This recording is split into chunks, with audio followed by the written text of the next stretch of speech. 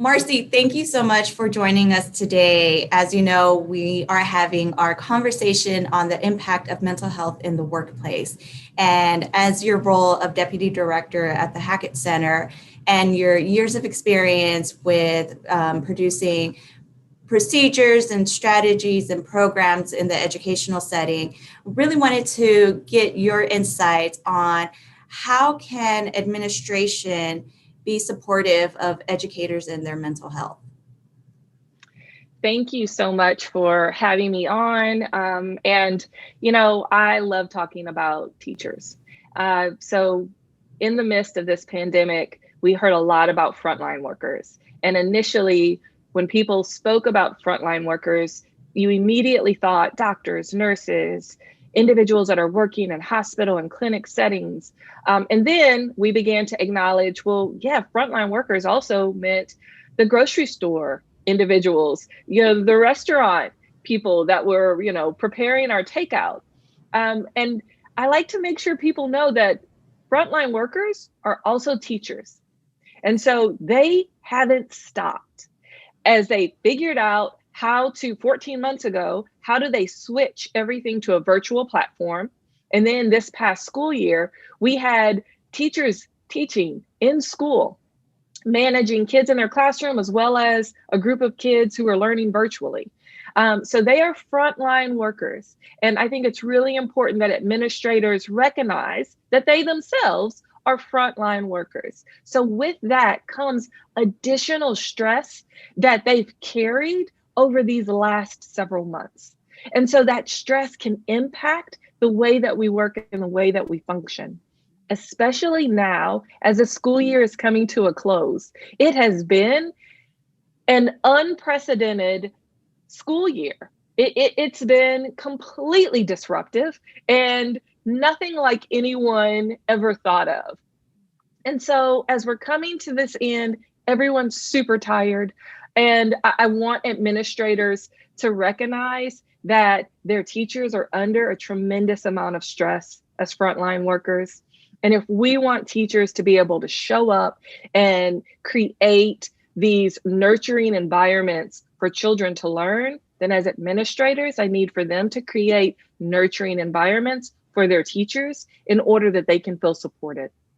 And so whether that's making sure that teachers know what their EAP number is, their employee assistance number, in case they need to call someone for additional mental health help, to recognize that teachers may need the same level of grace and mercy as we want those teachers to extend to the students that they're working with and teaching.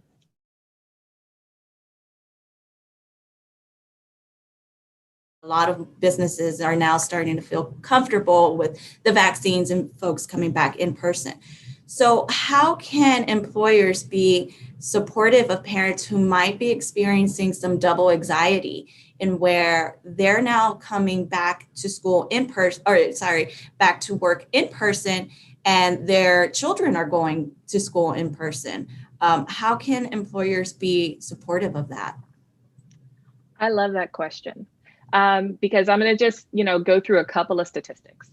So the Center for Disease Control has reported that there have been significantly increased higher rates of depression, anxiety symptoms in adults across the country. We're talking like an increase of 40% of individuals across this country are now reporting having some type of mental health issue or concern. That's huge. When we're looking at children, we know that the American Pediatric Association has been talking about increased rates of suicidal ideation and suicidal attempts within children and adolescents as a result of this pandemic.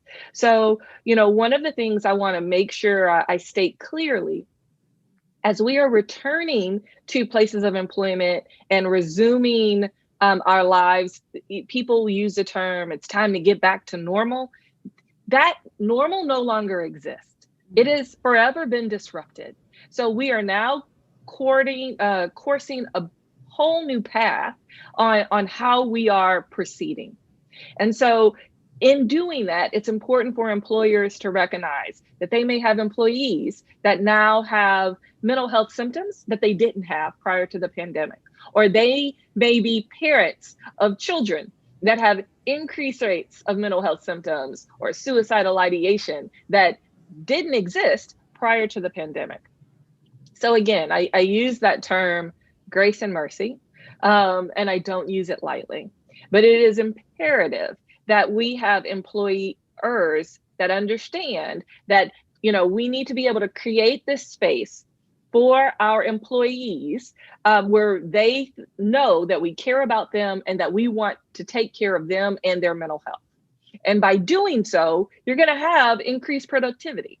That's the bottom line. And if employers can't do it out of the goodness of their heart, then do it out of the goodness of wanting to improve your bottom line. You want to have productive employers, or employees, then we need them to be taken care of and to be as mentally healthy as possible. And so that means looking at your company's EAP program. And if you don't have an EAP program, figuring out how can you get an EAP program. So some type of an employee assistance program where employees can call in if they're concerned about themselves or they're concerned about their kids, in which they're able to get either virtual or telephonic mental health support through those moments.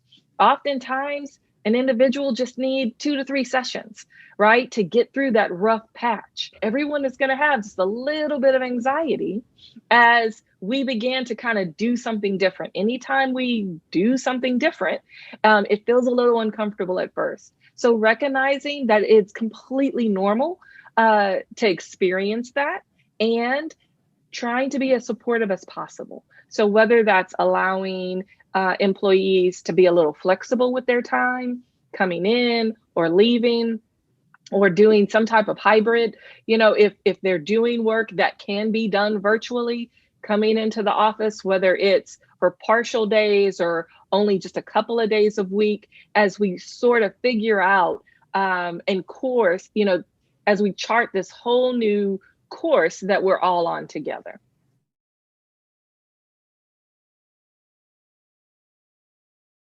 Planning and conversations.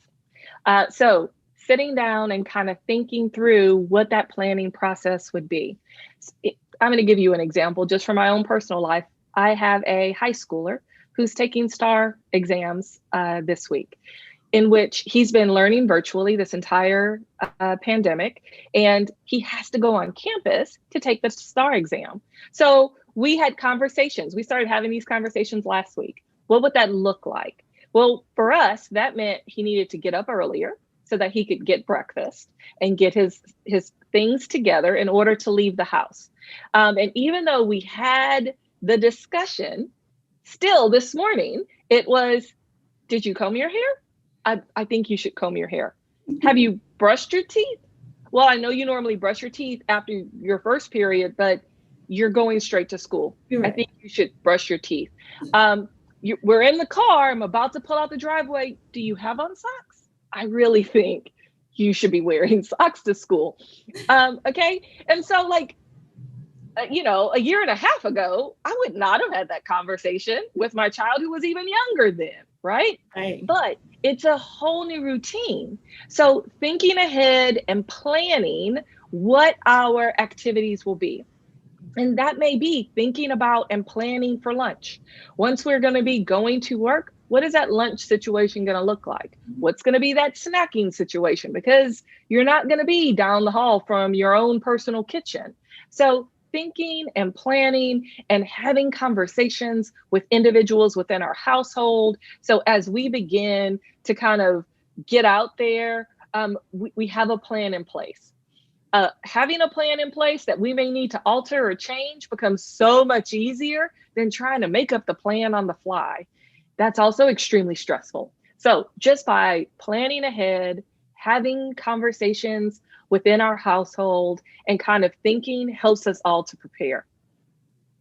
That is wonderful advice. And I didn't even think about, just the getting up and getting ready, kind of those routines. You're right. It's planning ahead will probably just kind of set the tone for the day, I'm thinking. But Absolutely. And, this is going to sound silly, but most of us have not worn real shoes in over a year. So throwing on those shoes and walking around the house to make sure that, we can get acclimated to having shoes and socks on our feet. And if you're a heel wearer, you may have to practice walking in those heels all over again. no, if there's just something that we could take away, that would be, leaving the heels behind, but that would be, just my preference. Marcy, thank you so much for this wonderful conversation. I found it very insightful and delightful at the same time. We will provide a link to the Hackett Center where folks can learn more about what you do and what the Hackett Center does for everyone. Thank you so much for the wonderful work that you put out there. We really appreciate you. Absolutely. Thank you for having me.